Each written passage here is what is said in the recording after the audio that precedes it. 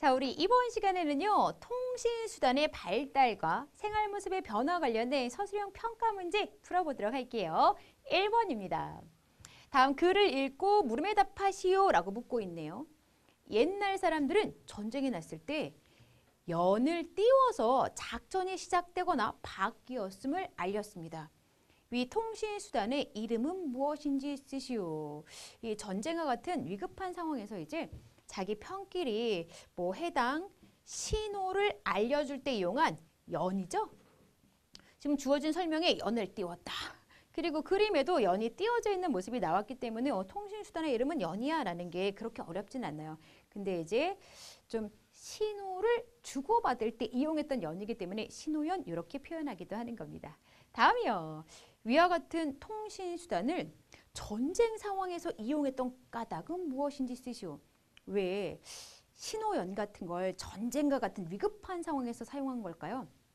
자, 이 무늬의 연이 나타내고 있는 신호는 우리 편만 알아요. 그 이야기는 적은 이 연이 어떠한 내용을 지금 담고 있는지 안다는 소리, 모른다는 소리. 모르죠. 이제 우리끼리만 아는 특별한 신호를 연을 통해서 보내려고 한 거죠. 그래야지 작전이 바뀌는 이런 위급한 상황 같은 걸 우리 편끼리는 빨리빨리 알아챌 수가 있을 거잖아요. 아, 적이 알지 못하게 몰래 알려야 했기 때문이구나 라는 겁니다. 자, 그러면요. 2번 문제로 넘어갈게요. 도윤이가 학교에 알림장을 두고 왔어요. 어떡하죠? 알림장에 뭔가 내일 준비물이 무엇인지 적어 놓은 것 같아요. 내일 준비물이 무엇인지 알아보고 있는 도윤이를 보고 물음에 답하시오. 알림장을 학교에 두고 왔네? 내일 준비물이 뭐였지? 민지야, 내일 준비물이 뭐야? 너도 알림장을 두고 왔어? 아, 그래? 내가 알아보고 알려줄게. 지금 우리 도윤이가 사용하고 있는 통신수단은 민지에게 바로 전화를 해서 이야기를 주고받을 수 있는 거예요. 근데 조금 있다가 은채에게 문자 메시지를 보내야지 라고 하는 게 나와 있어요. 통화만 가능한 게 아니라 문자 메시지를 보낼 수도 있어요. 리코더구나. 민지한테도 알려줘야겠어 라고 하면서 이제 또 문자 메시지를 확인하고 있는 그러한 내용이 화면을 통해서 나와 있습니다. 전화통화도 가능하고요. 문자 메시지도 빠르게 주고받을 수 있는 그러한 통신수단은 무엇일까요? 그렇죠. 휴대전화죠. 휴대전화. 근데 이제 또 다양한 기능을 가지고 있는 스마트폰에 해당하는 휴대전화인 경우가 오늘날은 더욱더 많아요. 그냥 선생님은 일반적으로 휴대전화라고 이제 답을 쓸 텐데 오늘날 대부분의 사람들이 사용하고 있는 휴대전화가 다양한 기능을 가지고 있는 스마트폰이기 때문에 스마트폰 이렇게 표현을 바꿀 수도 있다는 걸 더불어 알아두시면 좋아요. 자, 그러면요. 위와 같은 오늘날 통신수단의 특징은 무엇인지 한 가지 쓰시오. 자, 지금 통화 기능도 있고요. 문자, 메시지 기능도 있어요. 하나의 통신 기계에 다양한 기능이 있다는 거죠.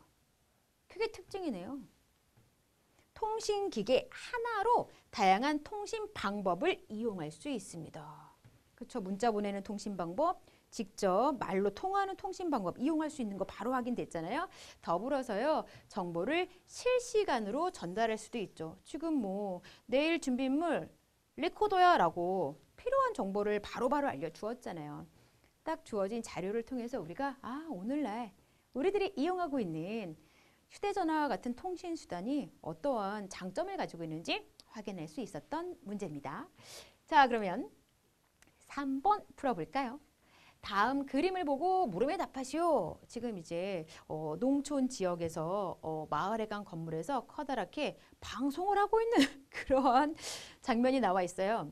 오늘 저녁 7시에 마을회관에서 회의가 있습니다. 꼭 참석해 주시기 바랍니다. 지금 기억은 농촌 지역에서 특별히 이용되는 마을 방송과 관련된 모습이 나와 있는 거예요. 워낙에 이제 농촌 지역 같은 경우는 집이 띄엄띄엄 떨어져 있기도 하고요.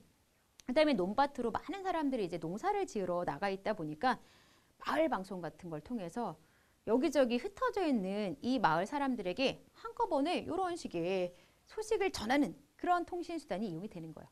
자, 이에 비해서 이제 니은 볼게요. 자, 아파트요, 아파트. 자, 한 건물에 많은 사람들이 모여서는 아파트에서는요, 인터폰을 이용해서 바로 경비실에서 1604호에 연락을 하는 그런 모습이 나와 있어요. 뭐 우편물 도착했다고 바로 소식을 전하고 있어요. 한 건물에 여러 사람들이 모여 사는 아파트 같은 경우는 인터폰과 같은 특별한 통신수단이 이용되고 있다는 걸 알 수 있죠. 그래서 니은과 관련된 통신수단은 인터폰이 되겠습니다. 기억 니은과 관련된 통신수단의 이름을 각각 확인을 했어요. 그러면 이제 우리가 서술형 문제 확인할 텐데요.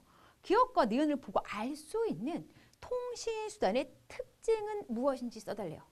지금 아파트에서는 인터폰 사용되고요. 농촌 지역은 마을 방송을 따로 사용을 해요. 이제 아파트에서 마을 방송을 할 필요가 없고요. 거꾸로 농촌 지역에서는 인터폰을 사용하면은 제대로 사용을 할 수가 없어요. 이렇게 장소에 따라서 그 장소의 특징과 연관된 특별한 통신수단이 이용되고 있다는 거죠. 그걸 좀 간단하게 줄이면 장소에 따라 통신수단을 이용하는 모습이 다르다. 장소에 따라 이용되는 통신수단들이 특별히 있구나. 이런 내용으로 답을 쓰면 됩니다. 됐나요? 자, 그러면요. 우리 마지막 4번 문제 풀어볼게요. 글을 읽고 물음에 답하시오. 무선 인터넷이 자동차로 라는 게 제목이에요. 미래에는 통신 기술이 발달하고 자동차의 성능도 오늘날보다 더욱 발전하게 될 것입니다. 무선 인터넷이 연결된 자동차는 실시간으로 교통 상황 판단하며 막히지 않는 길을 안내해 주고요. 사고가 발생했을 때에는 사고 발생 위치를 자동으로 사고 처리하는 곳으로 보내주기도 한대요. 자, 주어진 설명 다 확인했고요. 첫 번째 문제 풀게요. 밑줄 친 자동차를 무엇이라고 하는지 쓰시오. 지금 무선 인터넷이 연결되어서 굉장히 똑똑한 기능을 갖게 된 자동차가 소개되어 있는 거죠. 스마트카라고 부릅니다. 스마트카가 주어진 자동차의 이름이고요. 자, 위와 같이 통신수단이 발달하면 달라질 미래의 생활 모습을 한 가지 쓰시오. 자, 뭐 더욱 쉽고 빠르게 정보를 전할 수 있을 거고요. 그리고 더 나아가서 사람들은 더 편리하게 생활할 수 있겠죠. 지금 이제 미래 자동차는 또 게다가 사람이 직접 운전하지 않고도 자율주행할 수 있는 그런 기능까지 또 만들어져 있기 때문에 뭐 자동으로 자동차가 운전하면서도 안 막히는 길을 바로바로 찾아가요.